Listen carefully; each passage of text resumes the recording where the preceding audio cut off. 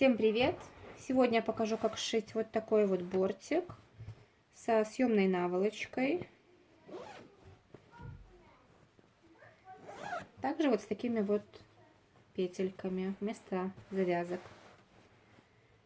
Для начала нам нужно сшить внутреннюю подушечку белую. Нам нужно 2 квадратика вырезать размером 32 на 32 сантиметра. Скалываем булавками, если надо, чтобы ткань не сместилась. И прострачиваем по всему периметру на ширину лапки либо на сантиметр. И оставляем отверстие, чтобы набить нашу подушечку. Я буду прострачивать на ширину лапки.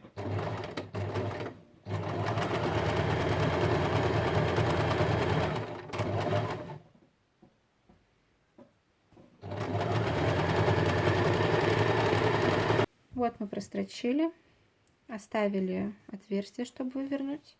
Прежде чем выворачивать, срезаем все уголки, где-то в пару миллиметров от строчки, чтобы не распоролась.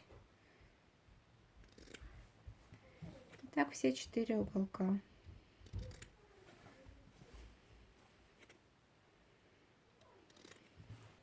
И выворачиваем на лицевую сторону.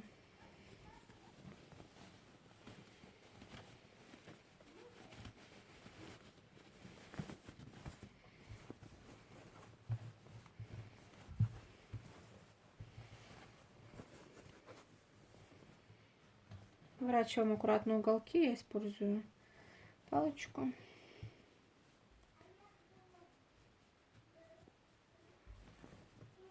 И после того, как мы вывернули и расправили, проглаживаем утюгом. И вот это вот отверстие тоже аккуратненько проглаживаем, чтобы легче было застрочить потом.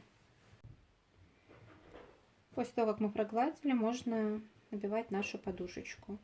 Можно набивать ее и синтепухом, и холофайбером, так как часто эта подушечка стираться не будет, будет стираться сама наволочка. Я буду сейчас набивать холофайбером в виде шариков. Набиваем средненько, так плотненько, но не так, чтобы прям швы расходились. Сначала начинаем с уголков, как обычно, и постепенно заполняем всю подушечку нашу.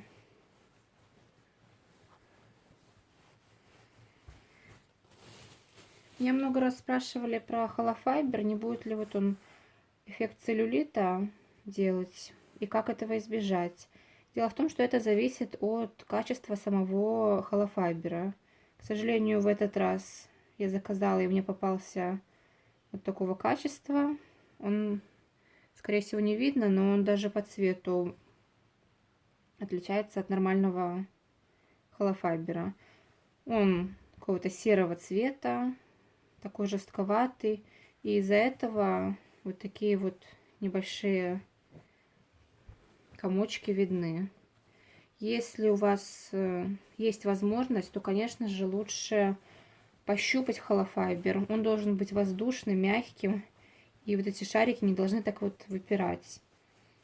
И, конечно же, белоснежным, потому что на видео это не видно, но через бязь очень просвечивается. И если бы я набивала бортики без наволочки, то вид их был испорчен, к сожалению.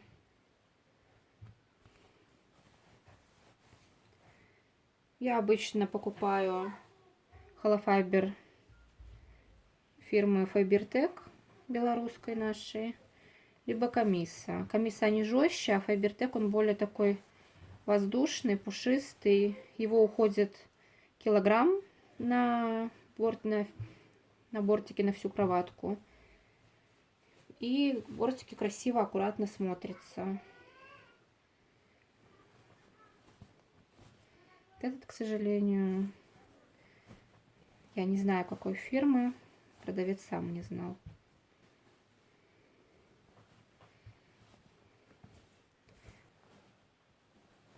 Это отверстие мы вот забиваем и так чуть-чуть вот туда проталкиваем, чтобы нам удобно было зашить наше отверстие. Я буду застрачивать на швейной машинке в край. Вы можете зашить потайным стежком. Ну, так как они внутренние, эти подушечки, то их можно зашить легко, на машинке застрочить.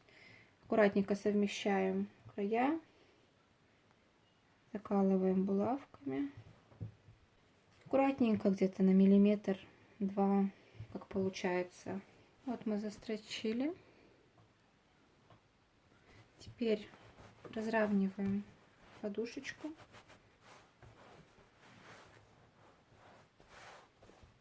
И все, подушечку можно откладывать.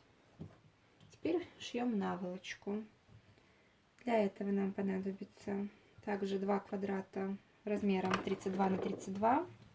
Если у вас рисунок не имеет значения, то есть, например, там звездочки какие-нибудь, ну, не так, как у меня идет, чтобы в одну сторону смотрел, тогда можно отрезать один прямоугольник размером 32 на 62 сантиметра. Даже будет удобнее, чтобы меньше вот было швов. Для начала нам нужно обработать наши нижние края. Я буду обрабатывать их строчкой, которая имитирует оверлочную на моей машинке. Выглядит она вот таким вот образом. Вот. Также можно в сочетании с этой строчкой использовать оверлочную лапку, и поэтому немного получится аккуратнее. Или же, если у вас есть оверлок, то можно обработать край на оверлоке. Также, как вариант, можно было отрезать квадратики больше на 1,5 сантиметра и подогнуть край, как в обычной наволочке. Сначала на полсантиметра, потом где-то на 0,7 на сантиметр. Вот таким образом. Или же просто вот так чуть-чуть загнуть и потом пристрочить это к молнии. Я, как повторюсь, уже буду обрабатывать оверлочной строчкой. Также еще можно обработать строчкой зигзаг, тоже хороший вариант, если вы шьете для себя.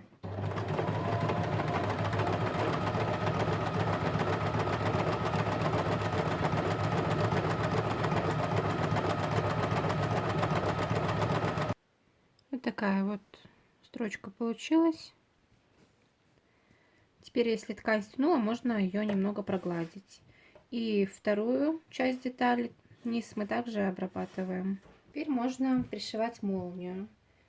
У меня молния 30 сантиметров. Я покажу способ, как вшиваю я. Я пробовала разные способы, мне этот больше нравится. Берем одну деталь.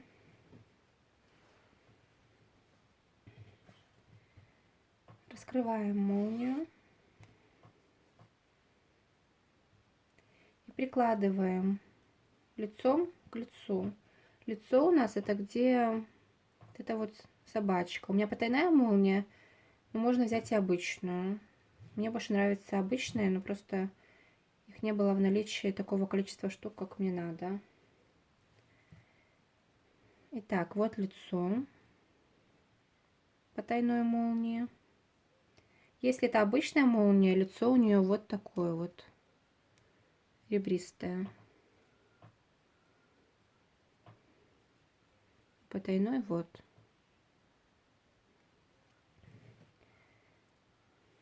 Прикладываем.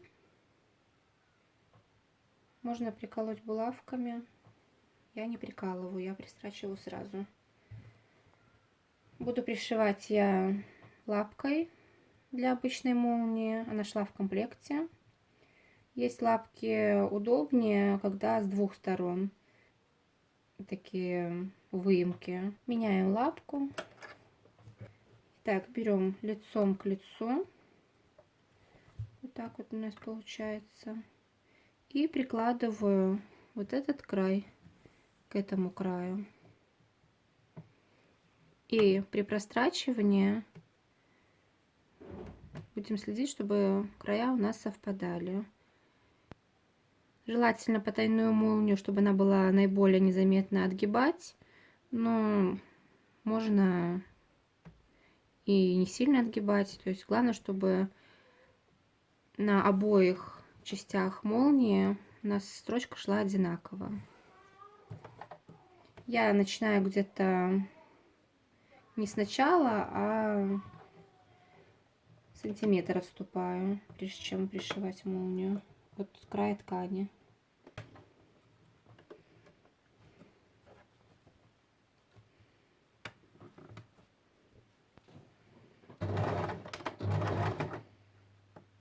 Так вот аккуратненько пристрачиваем, следим, чтобы края совпадали.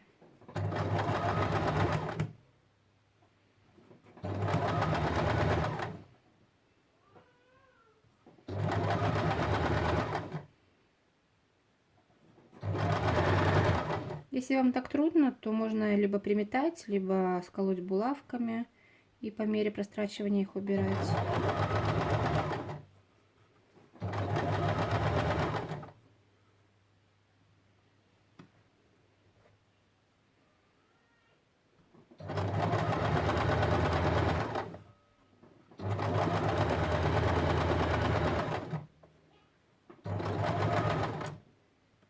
Здесь тоже где-то не дострачиваю сантиметр до конца.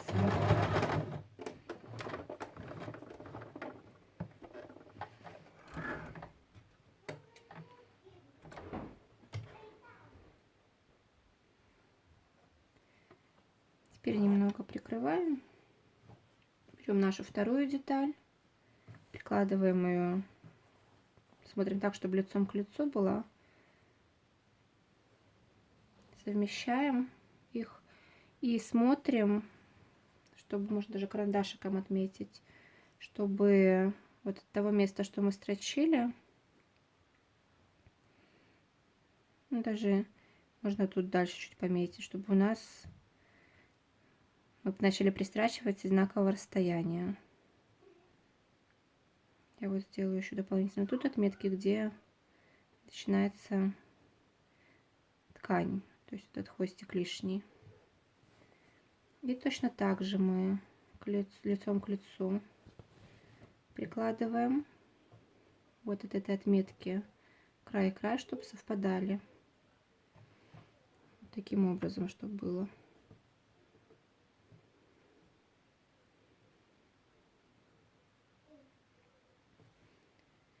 И точно так же начинаем пристрачивать.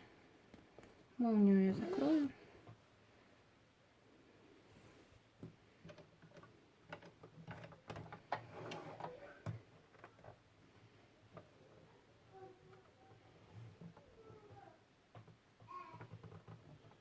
И также начинаю пристрачивать где-то отступая сантиметр.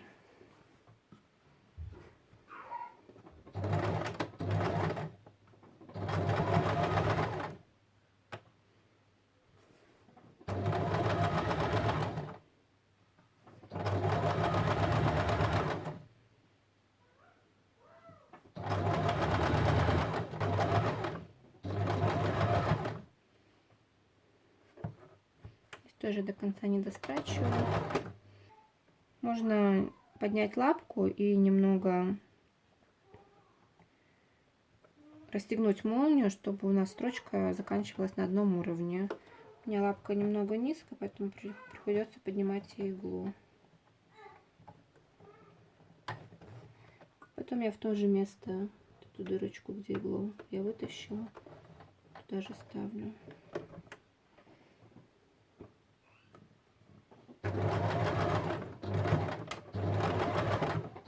Дострачиваю до того же места, где и с этой стороны.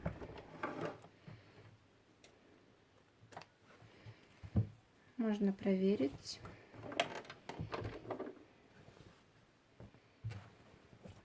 Так вот. Молния пришита как положено. Если бы мы зубчики подгибали, то есть этого бы, этих кусочков не было бы видно. Но на самом деле это не принципиально важно, так как бортик все равно стоит. Вот так вот, и молнии видно не будет. То есть неважно, потайная это молния, либо обычная молния. С обычной мне даже легче работать, чем с потайной. Итак, теперь мы расстегиваем немного. Вот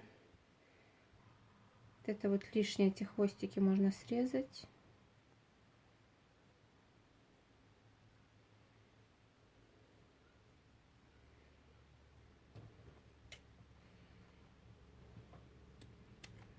Если они есть у вас, можно оставить. И еще я вот чуть-чуть подрезаю уголок тут и тут, чтобы уголки красиво вывернулись. Спускаться они сильно не будут. И тут то же самое. Так, уголок срезаем. Теперь не забываем про завязки. Я буду делать петельки,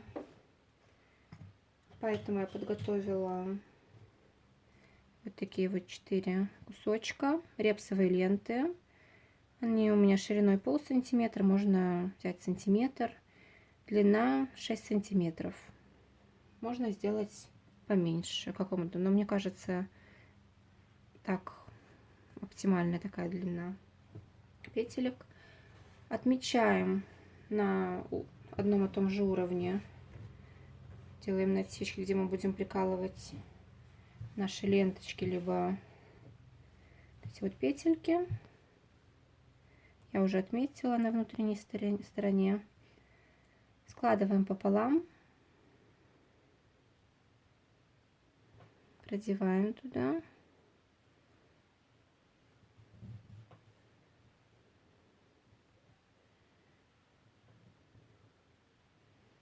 И аккуратненько прикалываем булавками. Так все наши 4 петельки. Еще забыла упомянуть, что, как и обычные ленточки, мы краешки опаливаем зажигалкой, либо свечкой, чтобы они не распускались. Тогда будет очень плотно. Вот мы скололи. Еще можно закрепить дополнительно в нескольких местах. Меняем обратно лапку. И обычной строчкой сначала мы прострачиваем от молнии, где-то начиная, на ширину лапки, либо на сантиметр.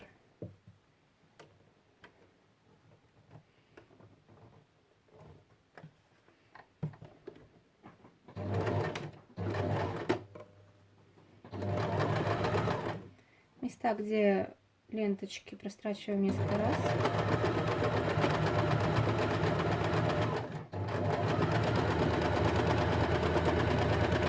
Прострачиваем так по всему периметру.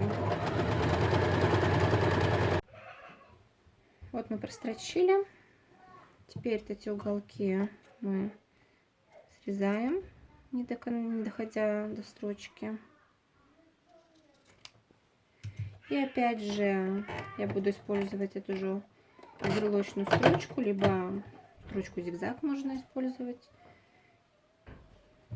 И обрабатываем наши открытые края.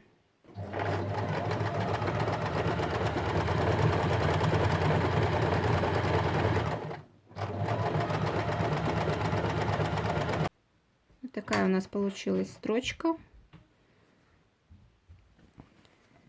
Теперь нам нужно обратно поменять лапку на лапку для молнии, чтобы легче было.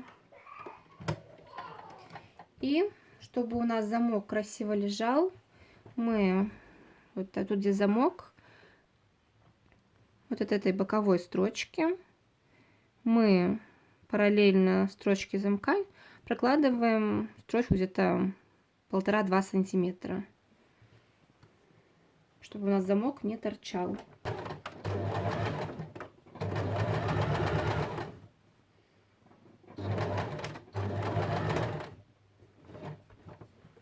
То же самое и с другой стороны. Обрезаем все лишние ниточки.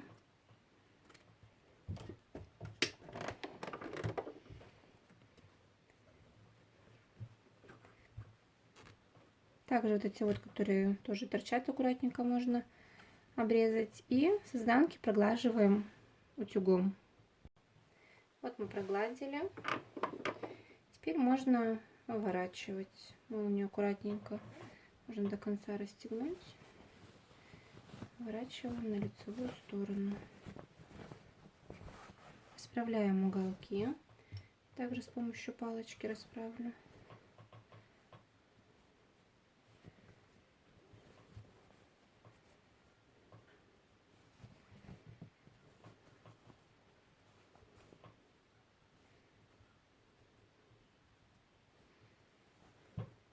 Эти уголки тоже аккуратненько управляем.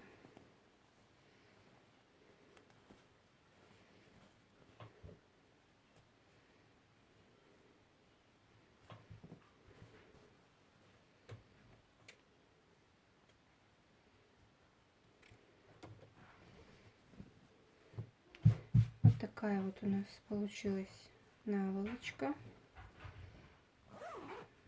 Все закрывается. И можно вставлять подушечку.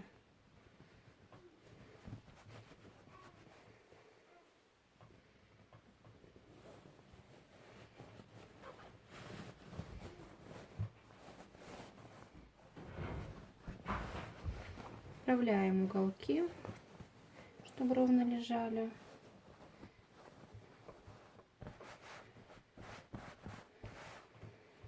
И застегиваем. Вот и все. Наш бортик со съемной наволочкой и петельками готов.